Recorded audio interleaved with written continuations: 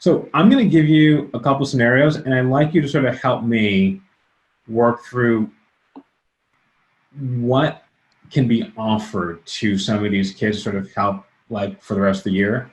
So for example, a homeless youth, right? They walk into one of your programs. What do they do? Joy? Yeah, great question. We recently were named as a youth access point. So if you do find a young person that is homeless, like you can send them to Third Street.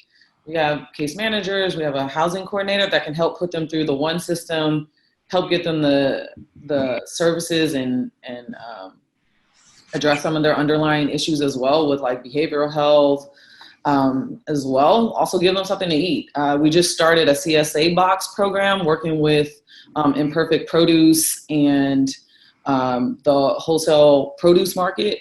So like if a young person needs something to eat or needs help with just housing, like we can help get that addressed. So I'm asking people to please send young people our way. Our young people just did the homeless point in time count. So we know that we have several young people out here who need help, a lot of homeless families. We see them at schools when we're serving them at schools as well. So please get the word out that we are a youth access point and we can really take care of these young people's needs. Right. And one thing that I'll commit to as part of not only One Bayview Speaks, but also One Bayview Insiders to get that information out as part of like the follow-up. So I think that's great. Another parent of a Black male child who has been in trouble with the law. Randy? How can I, is this a question that just came from the audience? No. So I'm saying, given that scenario, right? Yep. Now the end of the year, what services, et cetera, can sort of be leveraged for this person to make their experience better? Well, it's difficult. It depends. It depends. I'm sorry, I hate to give you a lawyerly answer, but it does depend. Depends on the severity of the situation. It depends on maybe where some of the proceedings or action is sort of being sourced. Is it on the school district side? Is it with the Department of Probation, the juvenile hall? That sort of jurisdictional question aside, I mean, it is important, but that aside, and again, depending on how young the youth is, I think this is where third-party nonprofits that have been in the community and sort of like literally save lives. We hear Supervisor Walton talk about this all the time, but shout out to Alive and Free with Dr. Marshall and his team being sort of on the forefront of this years back, but now being an expert and being one of those go-to sources for that. It really takes, kind of borrowing from the village mentality, it takes a village and then it takes a village leader, a village manager, if you will, that is able to spend on the fly a lot more time with that young person. I think that turns into a case management type of situation. And so you want to look for nonprofits that have the capacity for that. But in addition, you want to, I hesitate to say talk to like Bayview Legal or some other folks that can get involved, because again, it just would depend on the severity of it. But you certainly have options or routes depending on what nonprofit you're looking at, and depending on which angle is coming from, to help you walk through that process. Because understanding, the trauma involved, one, with whatever the incident was, then two, the proceeding and whatever treatment is happening there's a lot of different intervention points that we'd have to hit. And it wouldn't just rest with the young man. There's also, what are you doing for the parent and the support there? If we have a parent that doesn't necessarily have the immediate access to transportation and he can't be late to his, probation meeting, that's something that a counseling session is not going to fix. That's a basic service that we got to get involved with right away. Either somebody has a voucher for you to take the T-line or Uber or not. And that could, fly in the face of progress if we can't even get there. So, I'm sorry to rest on it depends, but I think if we had a specific situation, we could talk about what trajectory we take. Urban Ed Academy hasn't necessarily had those instances because we deal with elementary students, but we have fantastic partners that have. And to the degree you're not getting what you need from the public agency, there are nonprofits out there that are willing to take on the mantle. Perfect. And just to chime in really quickly, Valerie Higgins, thanks so much for sharing. You know, she pointed out Baby Hunters Point Foundation can definitely help. YMCA, YCD, as like some potential options. Allison, I actually wanted to sort of put forward this whole idea. So a child who's actually an illegal immigrant, or their family is an illegal immigrant, right? Like, and this is actually really important considering the crazy times that we're in. What's available to them, you know, and I'm coming from it from a standpoint of, I want to keep the kids in school, right? Like, we all want to do like, and this is me, other people don't have to necessarily agree with it, but I really feel strongly about helping all the kids to sort of come through, regardless of necessary citizenship status. But I sort of wanted to sort of ask you, if a parent was in this situation, what resources are available to him or her?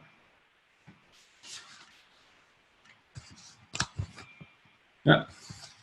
To support families. There's a lot of organizations that are working to support families outside of the school district, but schools are we are a sanctuary district and we are a sanctuary city.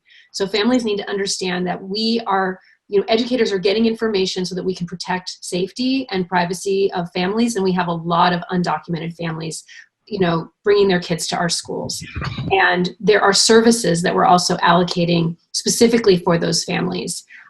We have 2 schools in the district that are specifically focused on newcomer students, and a lot of those and newcomer programs. So there's 2 elementary schools, one focusing on Chinese language and one focusing on Spanish speaking. But then even there are newcomer programs within schools. So my daughters go to a school in North Beach, and there's a program that's a newcomer program specifically focused on kids that arrive here throughout the year. And we hold space in our classrooms even to accommodate for over the year. We know folks are going to be coming throughout the year, and there's space for them in those programs. And they become a resource and a hub for a lot of these community services. So through social workers and wellness programs, those social workers, they not only identify homeless youth, but they also identify families in need, and they can be connectors. So I would encourage families to use schools as a resource, and not just for education, but also for a connection to a lot of these community organizations.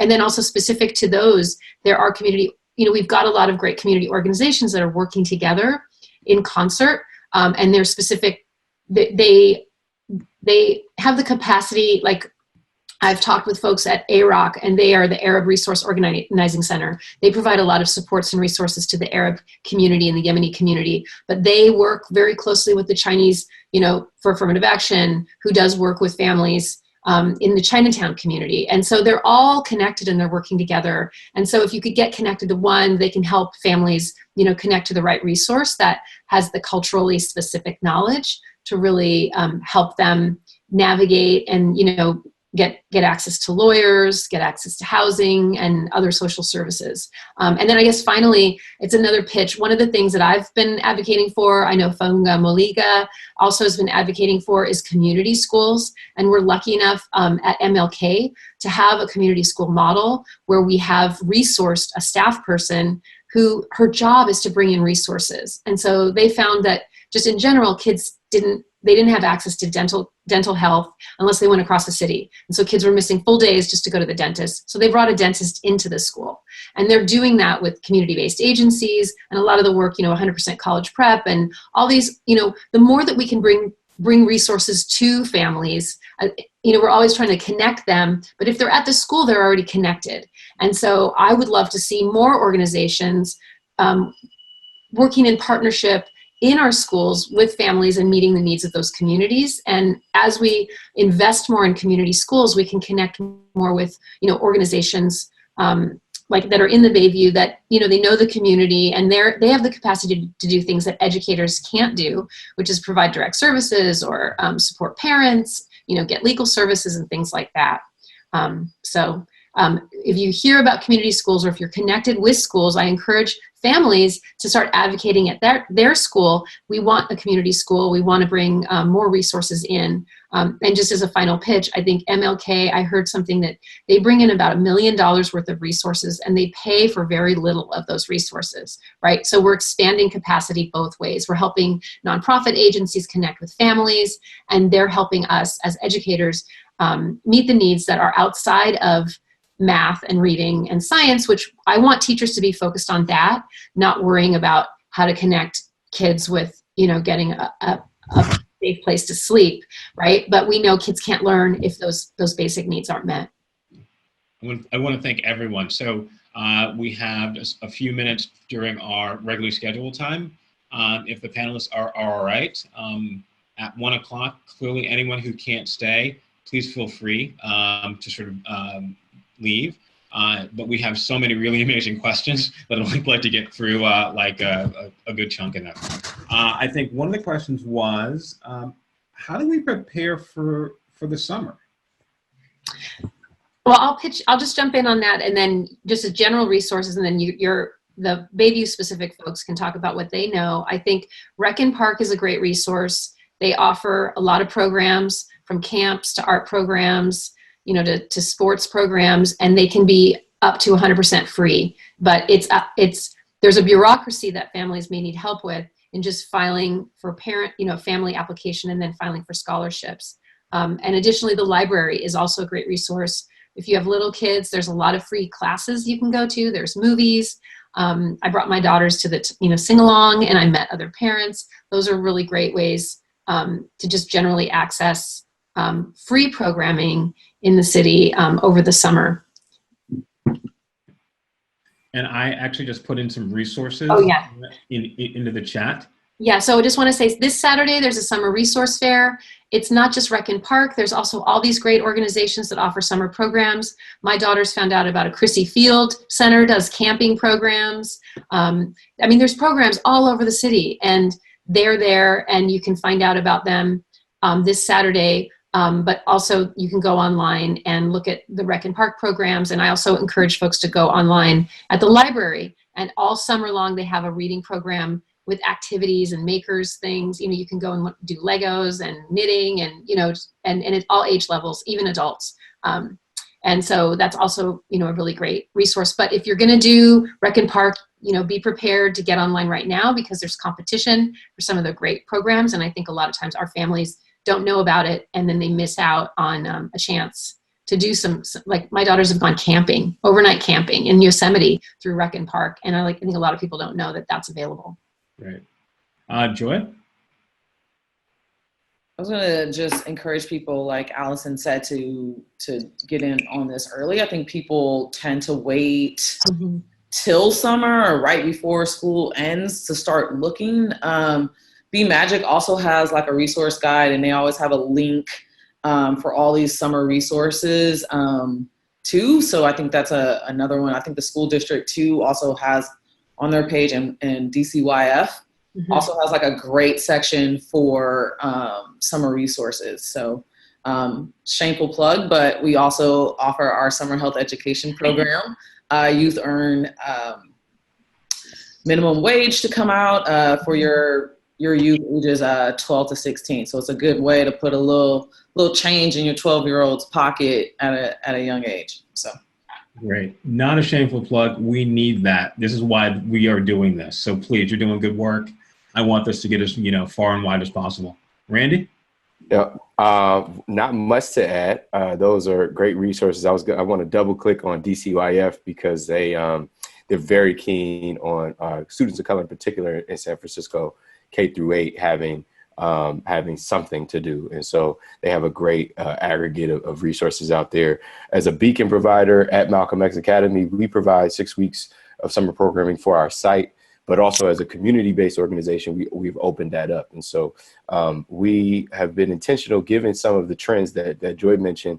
We know stuff happens, life happens, and you either forget or just, not able to find the right fit. We purposefully try to sort of scaffold out seats that are available will be available in April and May, and have other partners like to have that heads up as well. So if you have folks that aren't able to sort of get out early and find, you're not going to be doomed if you don't do it, but the premier only because, resources are finite.